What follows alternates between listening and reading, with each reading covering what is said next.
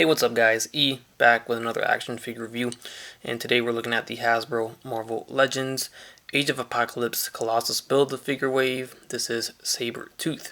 So I am reviewing What If Wave, and I also got in this wave at the same time. So I'm going to go ahead and alternate flip-flop back and forth between the two so you get a little bit of both at the same time.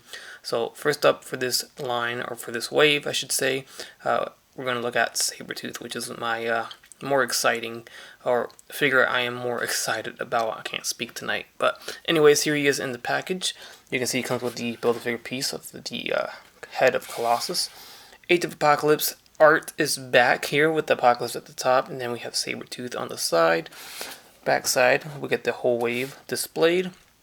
You can see everybody is included to build our Colossus, and that is Magneto, Rogue, Cyclops, Sabretooth, Shadowcat, Iceman, and Legion.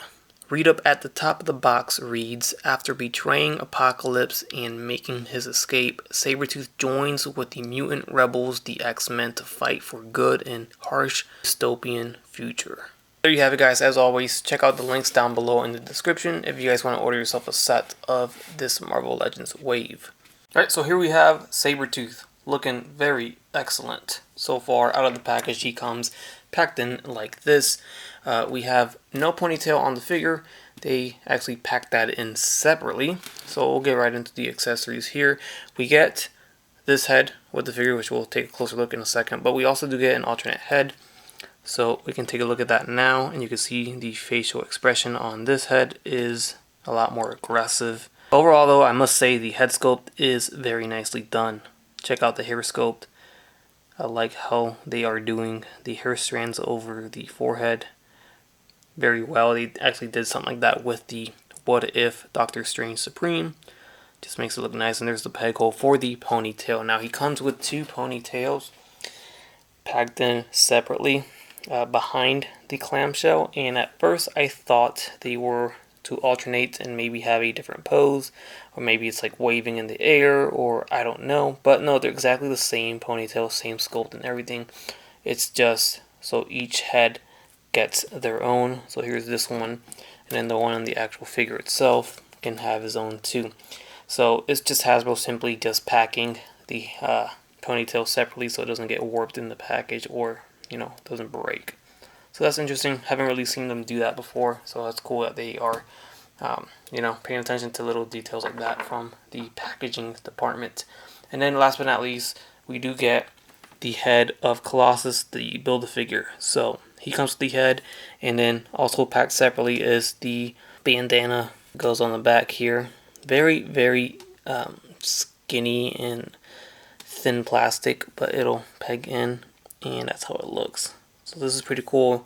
You'll be able to rotate this around, articulate it, and have it pose in different directions if you wish. So we'll take a look at that when we review the Build-A-Figure. Then we get a alternate set of hands, and they are a pair of fists, so you can knock somebody out with them. You can see here the right hand has a handguard, while the left hand does not. And then the hands that come packed in are open, kind of trigger fingery hands, but not really. They're just open grabbing hands. You can have him grab something if you want. Even though he doesn't come with anything to grab, obviously the option's always there for your displaying needs. And just one more look at the figure with the alternate hands attached here. So pretty dope there. One hand you can have him holding Wild Child, of course, and the other one you have him, knocking somebody out. I do wish he did come with maybe some clawing hands, open hands to the point where he can scratch somebody or claw somebody. That would have been dope. But other than that, I'm pretty pleased with this, with this set of accessories that he comes with. Alright, so taking a closer look at the figure itself, we can take a closer look at the other head sculpt that comes packed in, attached to the figure right out of the box. And this one has the mouth closed, so you can see side by side the main difference here. Very nice. I like the two options that we get. The hair sculpt is pretty much the same style and everything, so nothing's different there.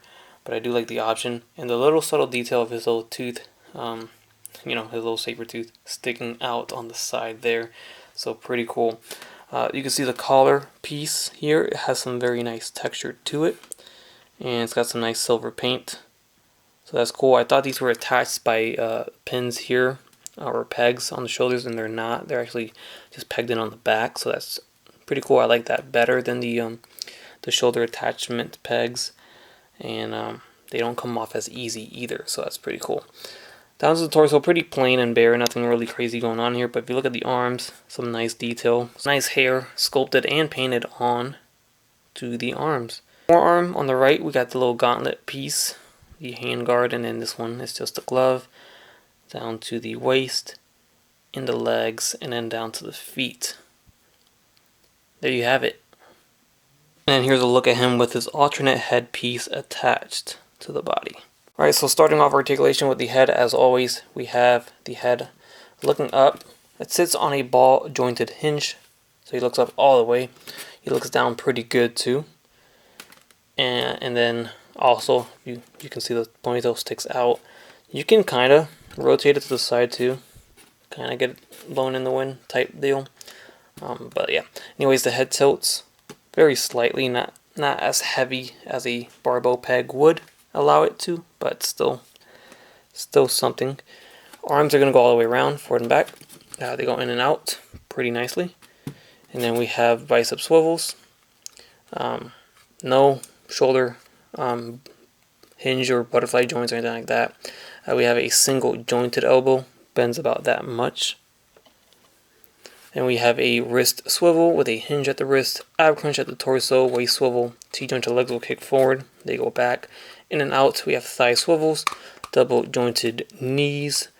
Then we get no, we do not get a boot cut, and then we get an ankle hinge going forward and back, and then the ankle rocker.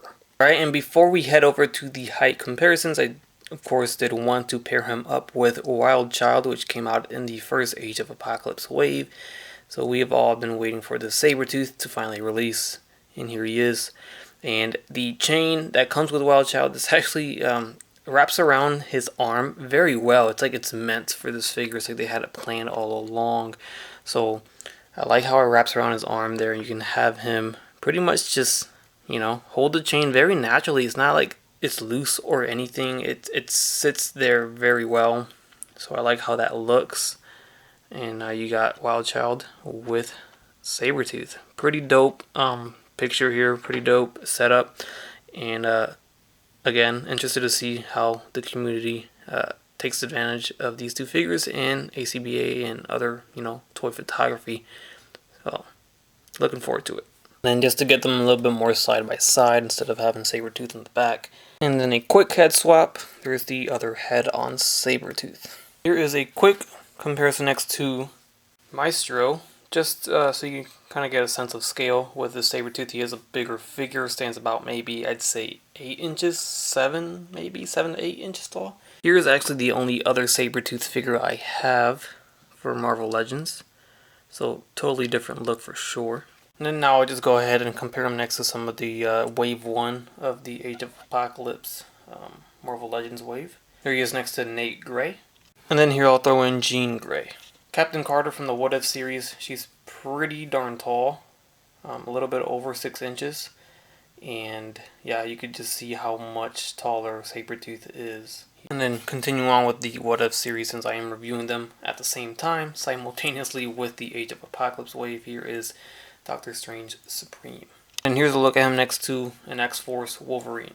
Alright guys, and that will conclude my review of the Hasbro Marvel Legends Age of Apocalypse Colossus Build-A-Figure Wave Sabretooth figure.